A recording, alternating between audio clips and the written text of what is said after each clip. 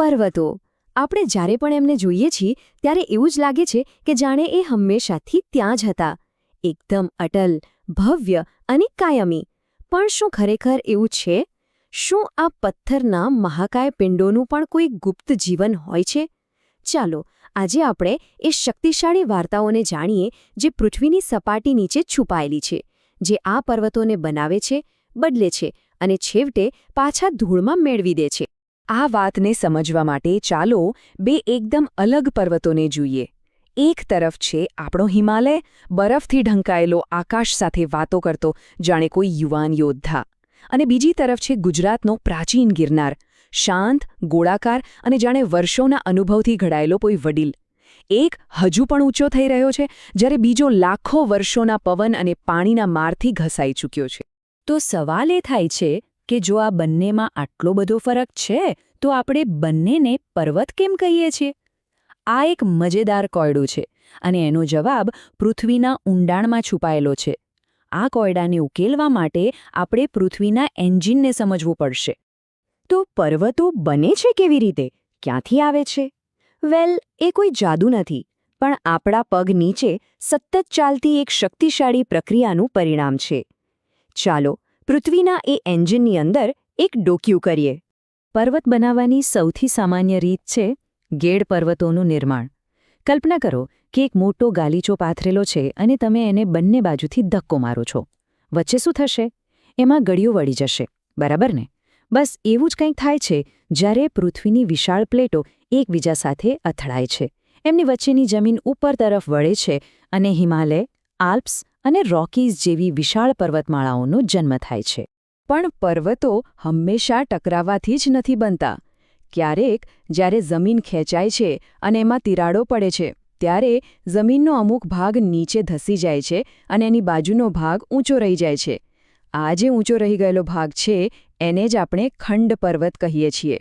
ભારતમાં સાતપુડા અને વિંધ્યાચલ પર્વતમાળા આના શ્રેષ્ઠ ઉદાહરણો છે.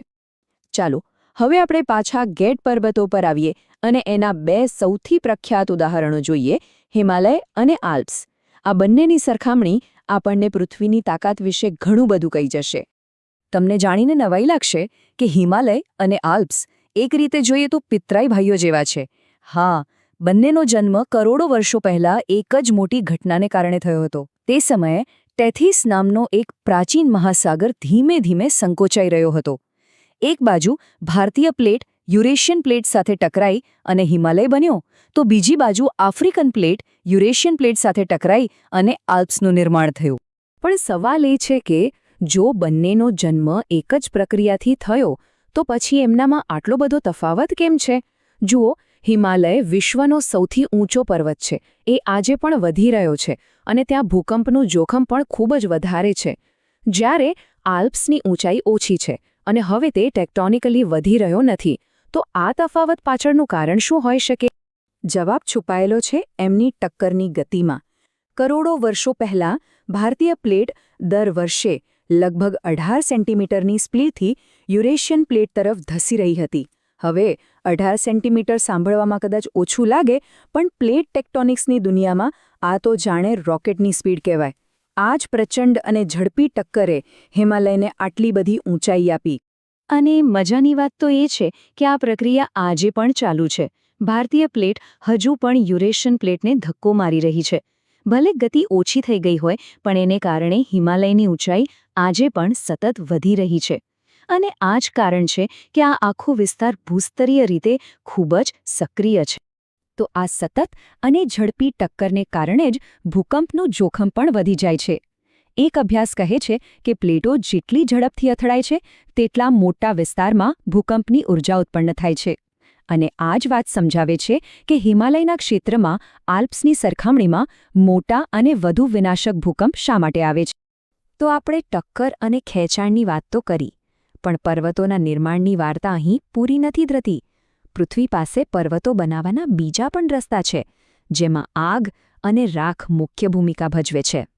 જ્વાળામુખી પર્વત, એના નામમાં જ એની બનાવટ છુપાયેલી છે. જ્યારે કોઈ જ્વાળામુખી ફાટે છે, ત્યારે એમાંથી ગરમ લાવા અને રાખ બહાર ફેંકાય છે. સમય જતાં આ લાવા અને રાખના થર પર થર જમા થતા જાય છે અને એક શંકુ આકારનો પર્વત બની જાય છે. જાપાનનો માઉન્ટ ફુજી અને ભારતના આંદામાનમાં આવેલો બેરન ટાપુ આના જીવંત ઉદાહરણો છે. અને હવે વાત કરીએ પર્વતના જીવનચક્રના અંતિમ તબક્કાની. જ્યારે કોઈ વિશાળ પર્વત લાખો વર્ષો સુધી પવન, વરસાદ અને બરફનો માર સહન કરે છે, ત્યારે એના નરમ ખડકો ધીમે ધીમે ઘસાઈ જાય છે. છેવટે ફક્ત સૌથી મજબૂત અને સખત ખડકોનો ભાગ જ બચે છે. આ જે બચેલો ભાગ છે એને જ અવશિષ્ટ પર્વત કહેવાય છે. તો હવે આપણે પર્વતોના જન્મ અને એમના જીવન વિશે ઘણું બધું જાણી ગયા છીએ. ચાલો હવે આ જ્ઞાનનો ઉપયોગ કરીને આપણે શરૂઆતમાં જે ગિરનારનો કોયડો જોયો હતો એને ઉકેલવાનો પ્રયત્ન કરીએ. ગિરનાર પર પહોંચતા પહેલા ચાલો અરવલ્લી પર્વતમાળા પર એક નજર નાખીએ. આજે જે આપણને ઘસાયેલી ટેકરીઓ જેવી દેખાય છે તે એક સમયે હિમાલય જેવી જ ઊંચી અને ભવ્ય ગેડ પર્વતમાળા હતી. પણ કરોડો વર્ષોના ધોવાણને કારણે આજે તે એક અવશિષ્ટ પર્વત બની ગઈ છે. આ એક પર્વતના જીવનચક્રનું પરફેક્ટ ઉદાહરણ છે. અને હવે આવે છે આપણા ગિરનારના કોયડાનો ઉકેલ. જુઓ, ગિરનારનો જન્મ મૂળભૂત રીતે પૃથ્વીના પેટાળમાંથી નીકળેલા મેઘમાંથી થયો હતો, જે તેને એક જ્વાળામુખીએ સંકુલ બનાવે છે. આ જ કારણે ગુજરાતના પાઠ્યપુસ્તકો તેને જ્વાળામુખી પર્વત કહે છે. પણ વાત અહીં પૂરી નથી થતી. એના જન્મ પછી કરોડો વર્ષો સુધી પવન અને પાણીએ એનું ધોવાણ કર્યું છે. એટલે આજે એ એક અવશિષ્ટ પર્વત જેવો દેખાય છે. તો સાચો જવાબ શું? જ્વાળામુખી કે અવશિષ્ટ? જવાબ છે બંને. ગિરનારની વાર્તા જટિલ છે, જે એક જ્વાળામુખીએ જન્મથી શરૂ થઈને અવશિષ્ટ બનવા સુધીની લાંબી સફર ખેડી ચૂકી છે. ગિરનારની આ વાર્તા આપણને એક બહુ મોટા સત્ય તરફ દોરી જાય છે. અને એ સત્ય એ છે કે આપણી પૃથ્વી સ્થિર નથી. તે સતત પળે પળ બદલાઈ રહી છે. તો જે પર્વતોને આપણે શાશ્વત માનીએ છીએ તે હકીકતમાં એક લાંબા જીવનચક્રમાંથી પસાર થઈ રહ્યા છે. તેઓ જન્મે છે, મોટા થાય છે અને અંતે સમયની સાથે ઘસાઈને મેદાનોમાં ભળી જાય છે. પૃથ્વીની સપાટી કોઈ પથ્થરની સ્લેટ નથી, પણ એક જીવંત કેનવાસ જેવી છે, જેના પર કુદરતની શક્તિઓ સતત નવા ચિત્રો બનાવતી અને ભૂંસતી રહે છે. અને આ જ વાત આપણને એક ઊંડા વિચાર પર છોડી જાય છે. જો પર્વતો પણ કાયમી નથી, તો પછી શું છે? લાખો વર્ષોમાં પર્વતો બને છે અને તૂટી જાય છે. તો પછી આપણા ગ્રહના ભવિષ્યના નકશામાં કયા નવા પર્વતો હશે અને કયા જૂના પર્વતોનું નામોનિશાન મટી ગયું હશે? આપણી પૃથ્વી તેના આગલા અધ્યાયમાં કેવી દેખાશે?